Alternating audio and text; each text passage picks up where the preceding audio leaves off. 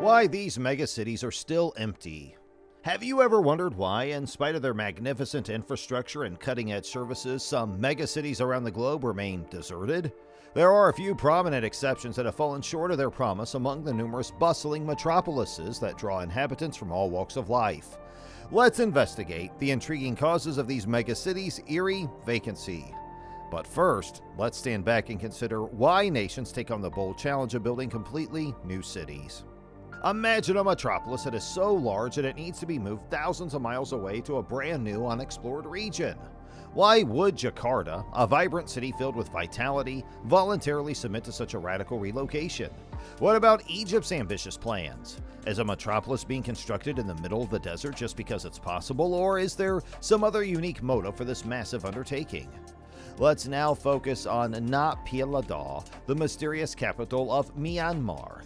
Why was it built in such secrecy, hidden from the world's prying eyes? The capital city of Myanmar, Unveiled, was built covertly in 2005 to consolidate administrative functions and establish a mark of power for the military dictatorship. The city's immense expanse in comparison to its comparatively tiny population can be blamed for its eerie stillness and desolate aspect. Unveiled has an unearthly atmosphere because of its immaculate streets, stately government buildings, and well-kept grounds. It is improbable that hidden passages or secret organizations exist beneath its surface, despite the fact that its origins are buried in secrecy. Unveiled, on the other hand, represents strength and authority for the Myanmar government, demonstrating its commitment to modernization and expanding its influence. Those drawn to the mysterious attraction of this distinctive capital city may find it fascinating to explore its clean streets and solve its riddles. However, there's still more. Imagine a massive 20-lane roadway that spans the concrete expanse and is sufficiently wide to serve as an airport runway. This bold approach has a purpose that goes beyond simple defense. The strategic positioning of Unveiled was intended to strengthen the government's control over the previously elusive central areas. This remarkable metropolis, which exudes an air of dominance and authority, weaves a spellbinding tapestry of power. Unveiled's mystery increases as its secrets are further revealed. Although the city's population is growing steadily at a pace of 6% each year, just 750,000 people still call the enormous metropolis home.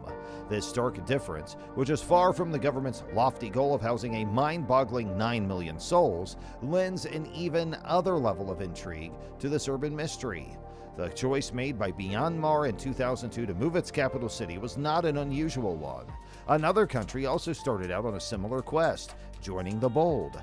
A remarkable chapter in the annals of urban planning had unfolded, forever etching the year 2002 as a turning point in the history of capitals.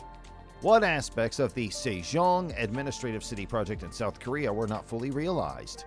With the establishment of the Sejong administrative city, South Korea, a country where overcrowding and economic dominance are the norm, took a brave step towards rebalancing its development. This large-scale initiative, which was first proposed in 2002, sought to relieve pressure on Seoul, the nation's busy capital, and build an independent city that would spark a new age of development.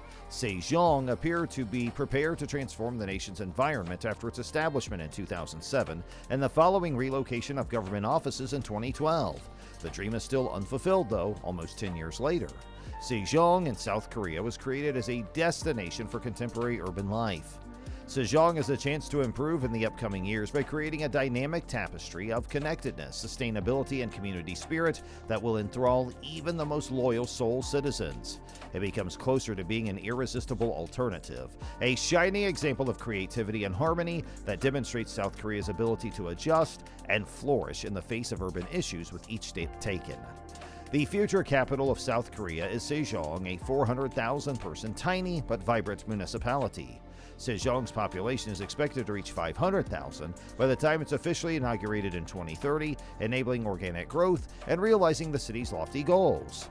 However, the Herculean task of transferring all government functions to Sejong remains unsolved, and only time will reveal its ability to fulfill its enormous potential. The capital of Myanmar, Naypyidaw, has also risen from the depths of the imagination, personifying innovation and a promising future. These amazing cities are brand new constructions that capture the spirit of a promising and vast future. Sejong and Naypyidaw offer superior living conditions and the opportunity to revolutionize urban living, serving as examples of strength of group vision and tenacity. Why is Egypt building this massive city, and what makes it so intriguing? Let's explore the beautiful mega project that is transforming Cairo, the capital of Egypt. Cairo has grown into a flourishing metropolis with a population of close to 10 million that is still growing. In reality, with a projected population of 38 million people by 2050, the greater Cairo area is expected to be overcrowded. Egypt's capital city is preparing to launch a massive initiative to reduce traffic congestion and population growth after President Abdel Fattah el-Sisi unveiled an ambitious plan in 2014. Egypt's tallest skyscraper, the iconic tower, will start being built in 2023, but the government district is already a towering example of resilience. The city will also have an incredible international airport, a stadium and entertainment area, as well as magnificent mosques and churches. The iconic tower, now Africa's tallest tower, will exceed the Obelisco Capital, Cairo's future. The sale of Egyptian land and the billions of dollars in Chinese loans under the foundation of this project's finances provide the energy required to make this dream a reality. However, worries have been raised regarding the new city's potential exclusivity, as it could end up becoming a playground for the wealthy elite, leaving Cairo to deal with poverty and population growth. Cairo's future will surely be altered by the success or failure of this ambitious endeavor, just as the legacy of the accomplishment or failure of this mega project will undoubtedly alter the future of this alluring country. The construction of another building is currently underway in Indonesia. Like Egypt's new administrative capital, Nusantara, a new city, will replace Jakarta as Indonesia's capital. Various governments in Indonesia have debated moving the country's administrative capital away from Jakarta since the 1950s. Finally, in January 2022, the parliament approved a measure to relocate the capital to a jungle region more than 2,000 miles away and on a different island. But why would the Indonesian government expend such resources to move the capital of the country so far away? With 11 million residents, Jakarta has tremendous difficulties as a result of congestion and pollution. If immediate action is not taken, 25% of the city's territory might be submerged by 2050 at a rate of 2.5 meters per decade of sinking. The National Research and Innovation Agency of Indonesia has determined that excessive groundwater consumption is the primary reason for Jakarta's sinking. Flash flooding has been caused by both upstream and downstream flooding due to climate change, rising sea levels, and frequent extreme weather events. Despite the 47-kilometer seawall's continuous construction, the tenacious water has already destroyed a mosque and several homes. The Indonesian government has made the decision to build a new capital on the island of Borneo in order to address these problems.